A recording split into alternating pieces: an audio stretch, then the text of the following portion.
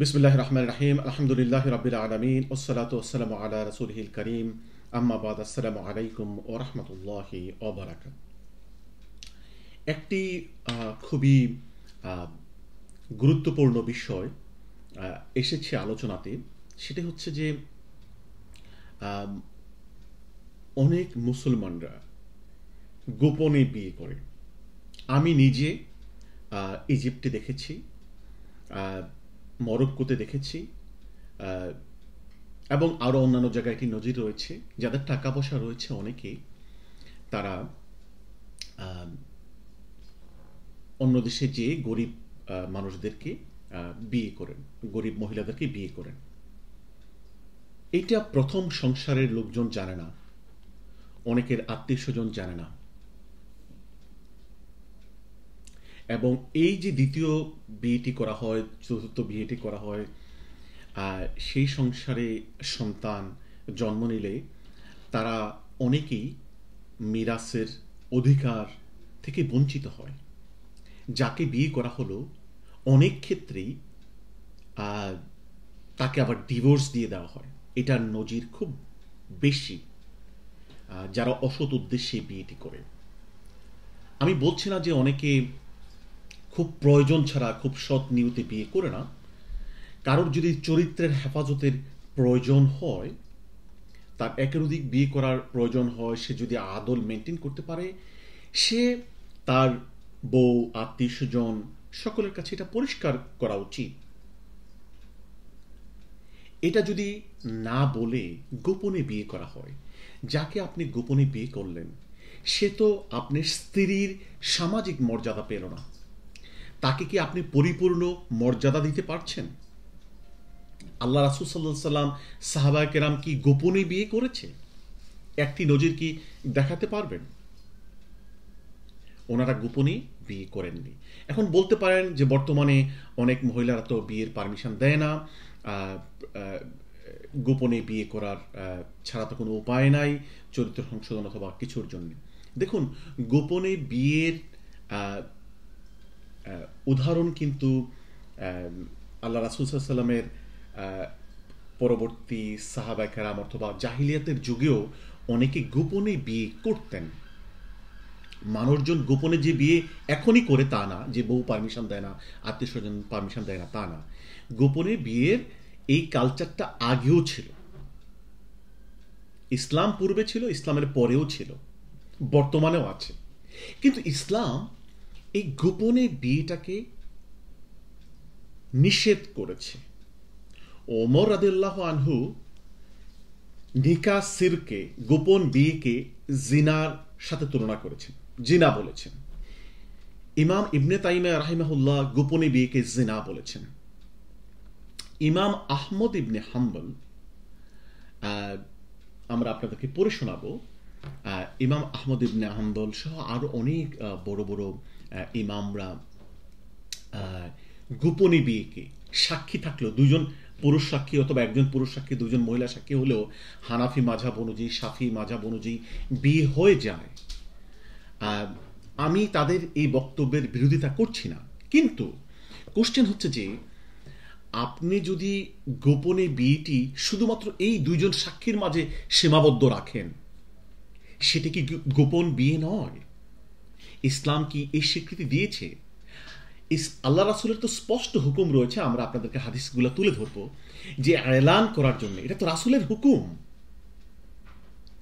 রাসূল করিম সাল্লাল্লাহু আলাইহি সাল্লাম তো বিয়েটাকে আপনাকে গোপন করতে বলেন নাই, উনি বিয়েটাকে এলান করতে বলেছেন, পাবলিসাইজ করতে বলেছেন। এন্ড কতটুকু করবেন, কিভাবে করবেন? তৎকালীন আরব সমাজে এক ধরনের প্রচলন ছিল, রাসূল করিম সাল্লাল্লাহু আলাইহি সাল্লামের পক্ষ থেকে হাদিস এসেছে, আমরা আসবো সেই হাদিস কিভাবে এলানটি করতে হয়। বর্তমান ওরফ, ইসলামের যে উসুল আল ফিকের নিয়ম অনুযায়ী ওরফ হচ্ছে যে ওরফের নিয়মটা মেনে চলতে হয়, এবং ওরফ হচ্ছে one of the source of উসুল আল ফিক। তো প্রত্যেক দেশের ওরফ অনুযায়ী বিয়েটাকে কি করা হবে, এলান করা হবে। অর্থাৎ আপনি প্রথম বিয়ের সময় আপনি নিজের আত্মীয় স্বজন, বন্ধু বান্ধবদেরকে জানিয়েছেন এই এলানটা, এবং এর মধ্য দিয়ে সবাই জেনেছে আপনার স্ত্রী আপনার কাছে, সামাজিকভাবে আত্মীয় স্বজনের কাছে স্ত্রীর মর্যাদা পেয়েছে। দ্বিতীয় স্ত্রী কি অন্যায় করলো যে সেই মর্যাদাটি পাবে না, সামাজিক মর্যাদাটি পাবে না? তার আপনি শেষ বয়সে বিয়ে করলেন। অনেক আমি বাস্তব কথাই বলছি, অনেকে শেষ বয়সে বিয়ে করে, লন্ডনের লোকজন অথবা অনেক দেশের লোকজন লন্ডনে এসে করে, প্রথম সংসার জানে না, অনেকে 2-3 বছরের বাচ্চা রেখে মারা যায়, পরে তারা মিরাজ দাবি করতে যায়, ওরা বলে যে আমরা তো মানে যিনি বিয়ে করেছিলেন হাজবেন্ড, উনি তো মারা গিয়েছেন, এটা যে তার সন্তান সেটাই বা আমরা কিভাবে জানবো? এবং বিয়ে তো অনেকেই রেজিস্ট্রি করে না, লোকজন জানেও না। অনেক মহিলা বঞ্চিত হয়, সাক্ষ্য আনে হাজবেন্ড, তার পরিচিত লোকজন মানে গুটি কয়েক লোকজনদেরকে, দুজন আনলেই তো মিনিমাম হয়ে যায়, পরবর্তীতে তাদেরকে খুঁজে পাওয়া যায় না। আমি নিজে এই কেস ডিল করেছি। এই ব্যাপারটি তো দুঃখজনক। একজন মহিলা বিয়ে করলো, তার বাচ্চা হলো, ছেলেরা পরবর্তীতে মিরাজ পাচ্ছে না, মিরাজ নিয়ে সমস্যা হচ্ছে। ইসলাম তো এগুলাকে অ্যালাউ করতে পারে না। আমরা এখন দেখব যে আল্লাহ রাসূল সাল্লাল্লাহু আলাইহি ওয়াসাল্লাম, এই যে অনেকে বলেন যে স্বামী স্ত্রী অ্যাকসেপ্ট করেছে, বিয়ের প্রস্তাবটা একে অপর অ্যাকসেপ্ট করেছে, ইজাব কবুল হয়েছে, সাক্ষ্য হয়েছে, তাহলে তো বিয়ে হয়ে গেল। হানাফি মাযহাব অনুযায়ী যে আপনার গার্ডিয়ানের অনুমতি ছাড়াও আপনার বিয়ে হতে পারে। কেউ কেউ বলছেন যে আপনার আগে তালাকপ্রাপ্ত হলে বিয়ে হবে গার্ডিয়ান অনুমতি ছাড়া। বাট কোরআন কিন্তু দেখেন, ইভেন সূরা নিসার 25 নম্বর আয়াতে ইভেন আপনি যদি দাসীকেও বিয়ে করতে হয় তাহলেও কিন্তু বলা হয়েছে বিইذনি আহলিহিন্না, যে তাদের আহলদের অনুমতিক্রমে বিয়ে করো, আহলদেরকে জানিয়ে বিয়ে করো। এবং এখানে যেন এই বিয়ের প্রক্রিয়াতে গোপনীয়তার সুযোগে যেন জেনাটা না চলে আসে, এই কারণে কিন্তু ইমাম ইবনুল কাইয়িম রাহিমাহুল্লাহ বলেছেন, এবং আরো অন্যান্য ইমামরা বলেছেন, এটা এলান করতে হবে। আপনার বিয়ে হানাফি এবং শাফি মাযহাব অনুযায়ী হয়ে গেলেও দুই পুরুষ সাক্ষীর উপস্থিতিতে যদি বিয়ে হয়, সেটা যদি বিয়ে হয়েও যায়, কিন্তু আপনি যদি এলান না করেন, সেটা যদি গোপন রাখেন, আপনি তো রাসূল করিম সাল্লাল্লাহু আলাইহি সাল্লামের হুকুম লঙ্ঘন করলেন, শরীয়তের উদ্দেশ্য লঙ্ঘন করলেন। এবং শুধু কি তাই, আপনার দ্বিতীয়, তৃতীয়, চতুর্থ স্ত্রীকে এবং সেই সন্তানদেরকে আপনি সামাজিক মর্যাদা দিলেন না, সেটা কি তার হক আপনি নষ্ট করলেন না? আচ্ছা, আমরা এখন দেখি, আমাকে কেউ কেউ কোশ্চেন করে নিকাসির মানে কি? তারা বলতেছে যে দুজন সাক্ষী থাকলে বিয়ে হলে তো ইসলামে বিয়ে হয়ে গেল। নো, বিয়ে যদি একেবারে হয়েও যায়, এই বিয়েটা পরিপূর্ণতা পেল না। বিয়ের মিনিমাম শর্ত যদি আপনি পূরণ করেনও, হানাফি এবং শাফি মাযহাব অনুযায়ী, ইমাম মালিক এবং ইমাম আহমদ ইবনে হাম্বলের মতে এই বিয়েটি হয় নাই, যেহেতু ওয়াজিব লঙ্ঘন হয়েছে, এলান করা ওয়াজিব। আমরা এখন দেখব সাক্ষী থাকলেও এলান না করলে বিয়ে হয় না। এই কথাটা ইমাম আহমদ ইবনে হাম্বল বলেছেন। উনি বলেছেন, ইজা তাজাওয়াজা বিওয়ালিইন ওয়া শাহিদাইনি লা হাত্তা ইউলিনাহু, যে যদি এখানে ওয়ালির পারমিশন থাকে, দুই সাক্ষী আনাও হয়, তাও এলান না করা হলে এই বিয়ে গ্রহণযোগ্য হবে না। এবং এই বিয়ে হচ্ছে, উনি কি বলেছেন, আর নিকাহু বাতিলুন, এই বিয়েটাকে উনি বাতিল বিয়ে বলেছেন, বিয়ে বাতিল হয়ে যাবে উনি বলেছেন। আচ্ছা, এখন আমরা ইমাম জুহরির অপিনিয়ন দেখি, উনি কি বলেছেন। ইমাম জুহরি বলেছেন, এটা কিতাবুল মুগনিতে এসেছে, এবং আমি শেখ আকরাম নদভীর সাথে ওটা ওনার কাছ থেকে কনফার্ম হয়েছি। উনি বলেছেন যে কিতাবুল মুগনিতে এসেছে, ইমাম জুহরি বলেছেন, ও আন্নাহু ইযা নাকাহা নিকাহা সিররি ও আশহাদা রাজুলাইনি ও আমারাহুমা বিল কিতমানি ওয়াজাবা তাফরিকি বাইনা যাওজাইন। কি বলেছে খেয়াল করুন, ওনারা বলেছেন যে কেউ যদি বিয়ে করলো, সেখানে সাক্ষ্য উপস্থিত হলো, কিন্তু তাদেরকে বলা হলো ব্যাপারটি গোপন রাখতে। বিয়ে কিন্তু তারা করে ফেললেন সাক্ষীর উপস্থিতিতে, কিন্তু এটাকে তারা বললেন, এই সাক্ষ্যদেরকে বললেন যে তোমরা এটা আর প্রকাশ করবে না। ইমাম জুহরি বলছেন, ওয়াজাবাত তাফরিকু বাইনা যাওজাইনি, এটা ওয়াজিব হয়ে গেল এই গোপন করার কারণে স্বামী স্ত্রীকে আলাদা থাকতে হবে। দিস ইজ ওয়াজিব, এটা হালাল হবে না, এটা জায়েজ হবে না। এখন আমরা রাসূল করিম সাল্লাল্লাহু আলাইহি সাল্লামের হাদিস থেকে দেখি আল্লাহ রাসূল সাল্লাল্লাহু আলাইহি সাল্লাম কি বলেছেন। এলান না করে গোপন বিয়ে করে যে আজকে সমাজের এই সমস্যাগুলো সৃষ্টি হচ্ছে, প্রথম স্ত্রীর অধিকার নষ্ট হচ্ছে, দ্বিতীয় স্ত্রীর অধিকার নষ্ট হচ্ছে, দ্বিতীয় স্ত্রীর সংসারের ছেলেমেয়েরা তাদের অধিকার পাচ্ছে না, এইটা কারণটা হচ্ছে রাসূল করিম সাল্লাল্লাহু আলাইহি সাল্লামের হুকুম না মানা। রাসূল করিম সাল্লাল্লাহু আলাইহি সাল্লাম বলেছেন, এই হাদিসটা এসেছে তিরমিজিতে, হাদিস নাম্বার 1089, আরেকটি হাদিস আছে হাদিস নাম্বার 1088, 1089 নাম্বার হাদিসটা বলছি। বিসমিল্লাহির রহমানির রহিম। আলিনু হাজান নিকাহা ওয়াজআলুহু ফিল মাসাজিদি ওয়াদরিবু আলাইহি বিদ্দুফুফ। উনি আল্লাহ রাসূল সাল্লাল্লাহু আলাইহি ওয়াসাল্লাম বলেছেন, বিয়েকে এলান করো, মসজিদে বিয়েটি করাও, এরপরে দুফুফ দিয়ে, দফ দিয়ে, ড্রাম বাজিয়ে এটা ঘোষণা করো। এখন তৎকালীন সময় ড্রামের সুযোগ, মানে ড্রাম বাজানোর কথা আল্লাহ রাসূল সাল্লাল্লাহু আলাইহি ওয়াসাল্লাম বলেছেন। বর্তমান সময়ে আপনার সমাজে, আপনার কান্ট্রিতে যে ওরফের ভিত্তিতে আপনি মানুষকে জানাতে পারবেন, এটা 50 মাইল 100 মাইল দূরে জানাতে হবে না, বাট আপনার কাছের আত্মীয় স্বজন যদি থাকে আপনি তাদেরকে জানাবেন। আপনি যদি বন্ধু বান্ধব যদি থাকে তাদেরকে তো আপনি জানাবেন। প্রথম বিয়ের সময় আপনি যেভাবে সকলকে জানিয়েছেন আপনি সেভাবে জানাবেন। মসজিদে বিয়ে করার কথা কেন আল্লাহ রাসূল সাল্লাল্লাহু আলাইহি ওয়াসাল্লাম বলেছেন? মসজিদে সমাজের সকল লোকজন আসে, তাহলে সকল লোকজন জেনে গেল। আচ্ছা, এরপরে আমরা আল্লাহ রাসূল সাল্লাল্লাহু আলাইহি ওয়াসাল্লাম হালাল এবং হারাম বিয়ের পার্থক্য কি, এটা হাদিস নাম্বার 1088 তিরমিজির হাদিস। ফাসলু মা বাইনাল হারামি ওয়াল হালামি আদ-দুফুফি হালালে আদ-দুফুফু ওয়াস সাউতু ফিন নিকাহ। বিয়ের মধ্যে হালাল এবং হারাম বিয়ের পার্থক্য হচ্ছে যে দুফুফ বাজানো এবং ভয়েস রেজ করা, কণ্ঠকে উঁচু করে আপনি মানুষকে জানাবেন, অর্থাৎ গোপন করবেন না।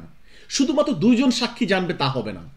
তাহলে যদি আপনি হানাফি এবং শাফি মাযহাবের অনুযায়ী যদি বিয়ে হয়ে যায়, there is a possibility, আপনার মনে, আমি কয়েকটা ঘটনা জানি এভাবে যারা গোপন বিয়ে করেছে, তারা বিয়েটি কয়েক বছর পরে মানে ভেঙে দিয়েছে। প্রশ্ন থেকেই যায়, এই বিয়েটি কি ওনারা পার্মানেন্টলি রাখার উদ্দেশ্যে করেছিলেন, নাকি কিছুদিন শিয়াদের বিয়ের মতো তারা এই কাজটি করেছেন? আমি বাস্তব অভিজ্ঞতা থেকেই বলছি। তাহলে তাদের উদ্দেশ্যটা সৎ ছিল না, তারা তো আসলে বিয়ে করতে চায়নি। আচ্ছা, এখন আসুন আমরা রাসূল সাল্লাল্লাহু আলাইহি ওয়াসাল্লামের কাছ থেকে কি দেখলাম? হালাল এবং হারাম বিয়ের পার্থক্য হচ্ছে দফ বাজানো এবং কণ্ঠ উঁচু করে মানুষকে জানানো। এরপরে মসজিদে বিয়ে এলান করা, মসজিদে বিয়েটা প্রতিষ্ঠিত করা, দফ বাজানো, মানুষকে জানানো। মসজিদের বিয়ের ক্ষেত্রে বিয়ের কথাটা কেন বলা হয়েছে আমরা একটু আগে বলেছি, যেন এখানে সব মানুষ আসে, এটা যেন তারা দেখে যায়, অর্থাৎ এখানে যেন গোপনীয়তার সুযোগ না থাকে। যেখানে ইমাম ইবনুল কাইয়িম রাহিমাহুল্লাহ বলেছেন যে শরিয়ত এই ইয়ের বাইরে, মানে কি এর বাইরে, মানে গার্ডিয়ানের অনুমতির বাহিরে, সাক্ষ্যের বাহিরেও আরো দুটো জিনিস রেখে দিয়েছেন, মোহর বাহিরেও। সেটা কি? ওয়ালিমা, এবং আরো আরেকটা জিনিস হচ্ছে যে মানুষকে জানানো, এলান করা। এটার উদ্দেশ্য হচ্ছে যে উনি আলামুল মুওয়াক্কিনে বলেছেন যেন এখানে জিনা, বেবিচার, পাপের সুযোগটা না থাকে, সেই রাস্তাটা বন্ধ করে দেওয়া। এই উদ্দেশ্যে শরীয়ত আমরা আপনাদের কাছে তিরমিজি শরীফের হাদিসটি বললাম। শুধু তাই নয়, এই এলান করার হাদিসটি আলিনুন নিকাহ, এটা সহিহ ইবনে হিব্বানে এসেছেন 4066 নম্বর হাদিসে। সিমিলার হাদিস এসেছে যে বিয়েটাকে তোমরা ইয়ে করে দাও, মানে ঘোষণা করে দাও। এবং এই হাদিসটি এসেছে, সিমিলার হাদিস এসেছে কোথায়, সুনানে নাসাইতে এসেছে, মুসনাদ আহমদে এসেছে 15,697 নম্বর 697 নম্বর হাদিস। সুনানে নাসাইয়ের হাদিসটাও আমি আপনাদেরকে পড়ে শোনাচ্ছি, 3,359 এবং 3,370। সেখানে হাদিসটি হচ্ছে কি, ফাসলু মা বাইন আল হালাল ওয়াল হারামি আদ-দুফুফ ওয়াস সাউতু ফিন নিকাহ। হালাল এবং হারাম বিয়ের পার্থক্য হচ্ছে যে বিয়েতে কি বাজানো, দফ বাজানো এবং কণ্ঠ রেইজ করা। এখন বর্তমান সময়ে দফ না বাজিয়ে আপনি যেভাবে জানাইলে মানুষ জানবে, অর্থাৎ একটু আনন্দ ফুর্তি করা, উচ্ছৃঙ্খলতা না করা, মানুষ যেন জানে এখানে একটি বিয়ে হচ্ছে। এইভাবে আপনি বিয়েটাকে আনন্দের সহিত, বিয়েটাকে মর্যাদার সহিত, সামাজিক পন্থায় আপনি বিয়ে করে আপনার স্ত্রীকে সম্মান দিলেন, সামাজিক স্বীকৃতি দিলেন। আচ্ছা, এখন আমরা আপনাদেরকে আমরা হাদিস থেকে প্রমাণ দিলাম। নাসাইর হাদিস, হাদিস নাম্বার 3,369, 3,370। তারপর আমরা হাদিস থেকে আপনাদেরকে আরো প্রমাণ দিলাম হচ্ছে যে তিরমিজির হাদিস 1088, 1089, মুসনাদে আহমদের হাদিস 15,697। তারপর হচ্ছে সহিহ ইবনে হিব্বানের হাদিস 4,066। সেখানে রাসূল করিম সাল্লাল্লাহু আলাইহি সাল্লাম স্পষ্ট বলেছেন আলিনুন নিকাহ, এবং আরো কি বলেছেন, হালাল এবং হারাম বিয়ের পার্থক্য হচ্ছে যে দফুফ বাজানো এবং ভয়েস রেইজ করা। আচ্ছা, তাহলে আপনি যদি এখন গোপন বিয়ে করেন, যেটাকে কি ইমাম ইবনে তাইমিয়া এইটার সাথে তুলনা করেছেন কি, সূরা নিসার 25 নম্বর আয়াতে আল্লাহ পাক যে বলেছেন ওলা মুত্তাখিজাতি আখদান, তোমরা সিক্রেট লাভার গ্রহণ করো না। উনি বলেছেন যে কেউ যদি এই গোপনে বিয়ে করে, ফা নিকাহু সিররি মিন জিনসি জাওয়াতিল আখদান, যে কেউ যদি গোপনে বিয়ে করে, সে সূরা নিসার 25 নম্বর আয়াতে যে গোপন লাভান নেওয়ার, সেটাকে অনুসরণ করলো। আল্লাহ আমাদেরকে ক্ষমা করুক। আমরা তাহলে দেখলাম যে নিকাহ সির কি। আপনি সাক্ষ্যের সহিত যদি বিয়ে করেনও, কিন্তু আপনি যদি সাক্ষ্যকে বলেন যে এটা যেন প্রকাশ না করা হয়, অথবা আপনি এবং সাক্ষ্য মিলে এটা গোপন করেন, সামাজিকভাবে স্বীকৃতি না দেন, আপনি আল্লাহ রাসূল করিম সাল্লাল্লাহু আলাইহি সাল্লামের হুকুম লঙ্ঘিত করলেন। ইমাম মালিক এবং ইমাম আহমেদ, ওমর রাদিয়াল্লাহু আনহু, তারপর নাফে, তারপর হচ্ছে যে আরো অন্যান্য ফকিগণ, ইমাম ইবনুল কাইয়িম রাহিমাহুল্লাহ, ইবনে তাইমিয়া রাহিমাহুল্লাহ, ওনারা এই বিয়েকে গ্রহণ করেননি, এই বিয়ের বৈধতা দেননি। এবং কেন দেননি আমরা আপনাদেরকে হাদিস থেকে দেখাইলাম যে রাসূল করিম সাল্লাল্লাহু আলাইহি ওয়াসাল্লাম বিয়ের ঘোষণা দিতে আমাদেরকে বলেছেন আলিনুন নিকাহ। শুধু একটি হাদিস নয়, আমি আপনাদের সাথে কাছে কয়েকটি হাদিস, মুসনাদ আহমদ, সহিহ ইবনে হিব্বান, নাসাই, তিরমিজি থেকে আমরা হাদিস আপনাদেরকে পড়ে শুনিয়েছি। দেখুন, বিয়ে একটি পবিত্র জিনিস। আপনার যদি প্রয়োজন হয়, আপনার চরিত্রের হেফাজতের যদি প্রয়োজন হয়, আপনার যদি আদল করার সুযোগ থাকে, জাস্টিস করতে পারেন, আপনি স্পষ্ট আপনার স্ত্রীকে এবং স্ত্রীর আত্মীয় স্বজনকে, আপনার বন্ধু বান্ধবকে, আপনার যারা এ ব্যাপারে জড়িত সকলকে আপনি জানাবেন। বাংলাদেশে আইন অনুযায়ী আরবিট্রেশন কাউন্সিল আছে, পৃথিবীর অন্যান্য দেশে বিভিন্ন নিয়মকানুন রয়েছে, আপনি সেটা স্পষ্টতার সহিত করবেন। আপনি গোপনে বিয়ে করে কারোর অধিকার লঙ্ঘন করবেন না। রাসূল করিম সাল্লাল্লাহু আলাইহি সাল্লামের এতগুলো হাদিসের বিপক্ষে যদি যান, হাদিসের হুকুম যদি আপনি লঙ্ঘন করেন, তাহলে এটা তো খুবই অন্যায় হলো, এবং এটার রেজাল্টও কিন্তু ভালো হয় না। গোপন বিয়ে, এটার পরিণতি ভালো হয় না। আমি বলেছি যে আমি একের অধিক বিয়ে শর্ত সাপেক্ষে চরিত্র হেফাজতের জন্য, এবং আপনি যদি জাস্টিস করতে পারেন সাহসিকতার সহিত ওপেনলি করেন, আপনি প্রজ্ঞার সহিত করেন, গোপনে বিয়ে করে কারো অধিকার আপনি লঙ্ঘন করবেন না এবং রাসূল করিম সাল্লাল্লাহু আলাইহি ওয়াসাল্লামের হুকুমও লঙ্ঘন করবেন না। ওমা তৌফিক ইল্লা বিল্লাহ।